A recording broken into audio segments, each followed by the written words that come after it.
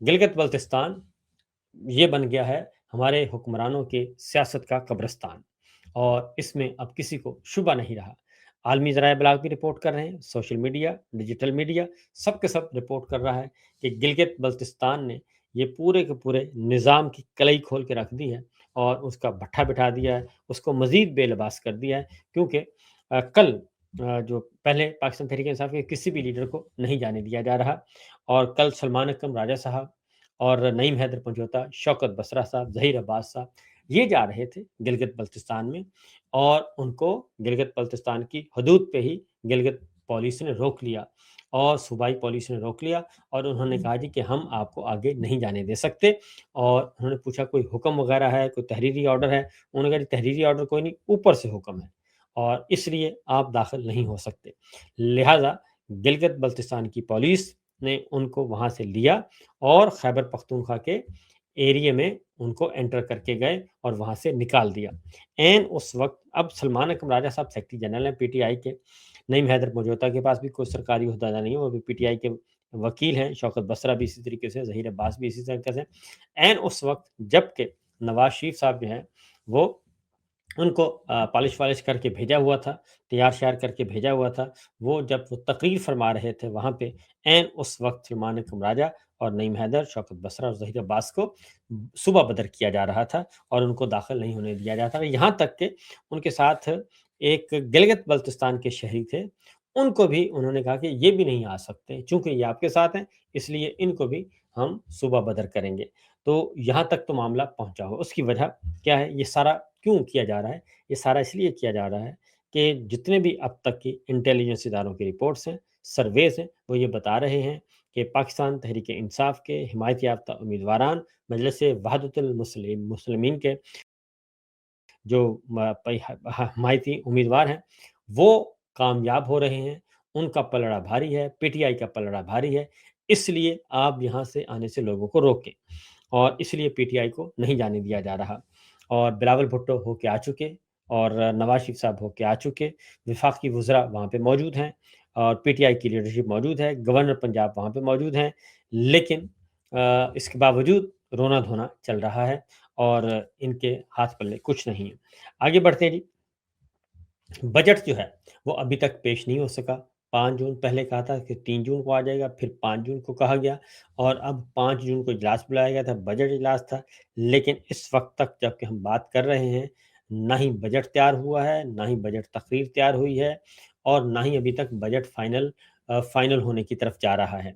और उसकी वजह ये है कि आईएमएफ जो है वो इस सारी चीज़ को मॉनिटर कर रहा है, और उसमें पाकिस्तान के काबीना का, वज़ीरों का, मुशीरों का कोई रोल नहीं है, और उन्होंने कहा है कि आप हमें अदाद-ओ-शुमार देंगे, हम आपको अहदाफ मुकर्रर कर देंगे, हम आपको बताएँगे, लिहाज़ा आईएमएफ बजट की तैयारी कर रहा है, और इसके साथ-साथ शदीद इख्तलाफ़ात हैं।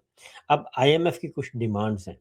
और वो डिमांड्स हैं कि आप दिफाई बजट को फ्रीज़ करें,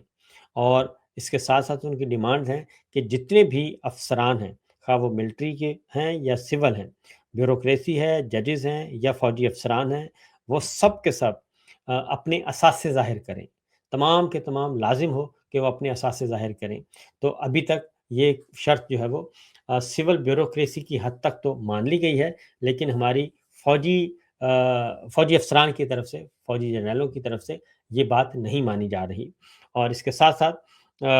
आईएमएफ जो है, ज़ाहिर है वो जब कर्ज़ देगा तो वो कहेगा कि मुझे सूद समेत वापस भी मिले, और जो टैक्सों का अहदाफ है, टैक्स कलेक्शन का, महसूलात का, वो पिछले साल अभी तक 11 महीनों में हदफ पूरा नहीं हो सका, बल्कि 600 से ज़्यादा अरब का जो है वो शॉर्टफॉल है, 658 अरब रुपए का शॉर्टफॉल है, और मज़ीद जो है वो उसमें कोई कैपेसिटी नहीं। पाकिस्तान के जो ताजिर हैं, कारोबारी लोग हैं, कारखानादार हैं, वो टैक्सेशन के निज़ाम से तंग आकर जो है वो अपना सरमाया बाहर मुंतकिल कर रहे हैं।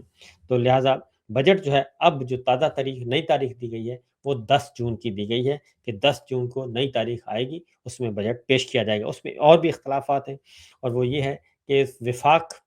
सूबों को ये कहा जा रहा है, वफ़ाक की तरफ से, वफ़ाकी हुकूमत की तरफ से, कि जो दिफाई बजट है, उसमें सूबे भी अपना हिस्सा डालें। اور اب اگر صوبے اس میں حصہ ڈالتے ہیں اپنا، خاص طور پہ چھوٹے صوبے، تو ان کی حالت تو پہلے ہی خراب ہے۔ اور خیبر پختونخوا کی حالت دیکھ لیں، کشمیر کی دیکھ لیں، گلگت بلتستان کی دیکھ لیں، تو ان کے وہ کہتے ہیں کہ جی ہمارا مزید کٹ لگے گا۔ پیپلز پارٹی بھی نہیں چاہتی کہ بجٹ جو ہے وہ دفاعی بجٹ میں صوبائی کھاتوں سے پیسے کاٹے جائیں، تو ان کے اب صوبوں سے پیسے مانگے جا رہے ہیں دفاعی بجٹ کے لیے، کیونکہ اگین میں کہوں گا کہ اس پہ بھی نظر ہے آئی ایم ایف کی۔ اور چونکہ ہم فرینکلی ہمارے پاس جوہری ہتھیار موجود ہیں، اور جوہری ہتھیار کے ہوتے ہوئے اب ہمیں سمارٹ ڈیفنس کی طرف جانا چاہیے، اور اس میں ایک ہجوم کم ہو، اور سمارٹلی جسے کہتے ہیں دفاع جو ہے ہمارا، دفاعی نظام جو ہے اور ہمارا دفاعی سسٹم جو ہے، اس کو بہت ہی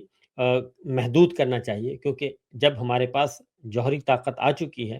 اور انڈیا 2 دفعہ پنگا لے چکا ہے اور اس کو جواب مل چکا ہے، تو جب یہ ساری صورتحال ہے تو ہمیں اب روایتی جو ہیں ہتھیاروں کی کوئی ضرورت نہیں ہے۔ میزائل ٹیکنالوجی ہونی چاہیے، جوہری ہتھیار ہمارے پاس موجود ہیں، اس لیے ہمارے کم از کم جغرافیائی حدود میں کوئی نہیں آ سکتا، اور ہم نے 2 دفعہ ظاہر بھی کیا ہے، ہماری فضائیہ ہی اس کے لیے کافی ہے۔ تو بجٹ، دفاعی بجٹ کا بھی مسئلہ ہے، اور آئی ایم ایف بھی یہ شرائط ہیں، ڈیمانڈز ہیں کہ دفاعی بجٹ کو کم کیا جائے، اور یہ صورتحال چل رہی ہے۔ اس کے ساتھ ساتھ بجٹ کی منظوری کے لیے 70 ارب روپیہ ارکان پارلیمنٹ کے لیے رکھا گیا ہے، اور ان کو یہ فنڈز دیے جائیں گے ثوابدیدی اختیارات کے تحت، ان کو دیے جائیں گے جی، آپ ڈیولپمنٹ فنڈز کے نام پہ دیے جائیں گے، ترقیاتی فنڈز کے نام پہ ان کو دی جائیں گی، گرانٹس دی جائیں گی۔ اب آتے ہیں بڑی خبر کی طرف، اور وہ خبر ہے کہ عمران خان صاحب کی رہائی کا معاملہ، اور کل دھرنا تھا اڈیالہ جیل کے باہر، اور علیمہ خان صاحبہ، ڈاکٹر عظمیٰ نورین نیازی صاحبہ، بشرا بی بی کی فیملی، سب کے سب، اس کے ساتھ ساتھ وزیر اعلیٰ خیبر پختونخوا پہنچے ہوئے تھے، اسپیکر خیبر پختونخوا بابر ساواتی صاحب پہنچے ہوئے تھے، وزراء پہنچے ہوئے تھے، سب کے سب موجود تھے، اور وہاں پہ دھرنا دیا گیا اور رات گئے تک۔ اور اس کے بعد سہیل افریدی صاحب وہاں سے اپنی کابینہ سمیت وہاں سے نکلے، رات گئے کوئی تقریباً 10-11 بجے۔ اس کے بعد پھر عمران خان صاحب کی بہنیں جو ہیں وہ موجود تھیں رات گئے تک۔ تو اب جو ڈیولپمنٹ ہوئی ہے جی، وہاں پہ اعلان کیا گیا ہے، وزیر اعلیٰ خیبر پختونخوا نے اعلان کیا ہے، اور انہوں نے 3-4 ڈیمانڈ رکھی ہیں۔ نمبر 1 یہ کہ عمران خان صاحب سے فوری ملاقات کروائی جائے، اور عمران خان صاحب سے نہ صرف ان کی بلکہ صوبائی وزیر خزانہ کی ملاقات کروائی جائے۔ بجٹ، علیمہ خان صاحبہ نے کہا کہ بجٹ کے پی کا بجٹ جو ہے خیبر پختونخوا، اس کو روک لیا جائے، اور عمران خان صاحب سے ملاقات کی جائے، عمران خان صاحب سے رہنمائی لی جائے، تب بجٹ پیش کیا جائے۔ تو اس کے لیے سہیل افریدی صاحب نے ایک دفعہ پھر ایک تو عدالت کا دروازہ کھٹکھٹانے کا کہا ہے، اور کل انہوں نے 3-4 ڈیمانڈ رکھی ہیں۔ نمبر 1 یہ انہوں نے کہا ہے کہ اسپیکر بابر سواتی بھی ان کے ساتھ تھے، تو انہوں نے کہا ہے کہ نمبر 1 یہ کہ ہماری ملاقات عمران خان صاحب سے کروائی جائے، ان کی اور وزیر خزانہ کی اور فیملی ممبرس کی ملاقات کروائی جائے، عمران خان صاحب کو ہاسپٹل شفٹ کیا جائے، اور جب تک بجٹ، تاکہ ہم اپنے بجٹ کے معاملے میں ان سے رائے لے سکیں۔ دوسرا انہوں نے یہ کہا ہے کہ اگر ملاقات نہیں کروائی جاتی تو پھر ہم 10 جون کو پارلیمنٹ ہاؤس کے باہر تمام ارکان پارلیمان، خیبر پختونخوا کے ارکان پارلیمان، اور پنجاب کے فیڈرل گورنمنٹ، قومی اسمبلی کے، سینٹ کے، سندھ کے جتنے بھی جو ہیں ارکان پارلیمان، پاکستان تحریک انصاف کے، اپوزیشن کے، متحدہ جو مجلس وحدت المسلمین کے، اور پختونخوا ملی عوامی پارٹی، یہ سب کے سب وہ کہتے ہیں کہ جی ہم 10 جون کو پارلیمنٹ ہاؤس کے باہر دھرنا دیں گے، احتجاج کریں گے، اور گھیراؤ کریں گے، اور ہم بجٹ پیش نہیں ہونے دیں گے۔ یہ وزیر اعلیٰ خیبر پختونخوا نے کہا، انہوں نے کہا کہ کیونکہ فیڈرل گورنمنٹ جو ہے وہ خیبر پختونخوا کا حصہ بقایا جات ادا نہیں کر رہی، اور دوسرا یہ کہ عمران خان پہ پابندیاں لگائی ہوئی ہیں، ان کو غیر انسانی سلوک کیا جا رہا ہے، تو اس لیے 10 جون کو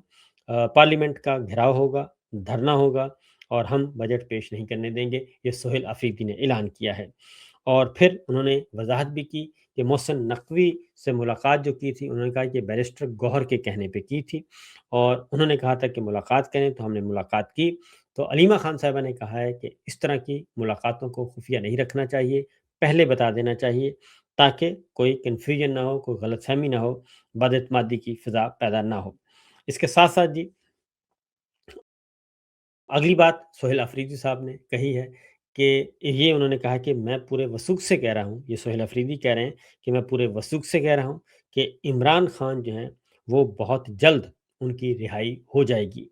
और उन्होंने उनसे पूछा गया, नुमाइंदगान ने, सहाफ़ियों ने पूछा कि आप ये किस बुनियाद पे कह रहे हैं? तो उन्होंने कहा कि मैं पूरे वसूख से कह रहा हूँ और पूरे ज़ोर से, पूरे एतमाद के साथ कह रहा हूँ कि इमरान खान की रिहाई बहुत जल्द हो जाएगी और इमरान खान की रिहाई ज़्यादा दूर नहीं है।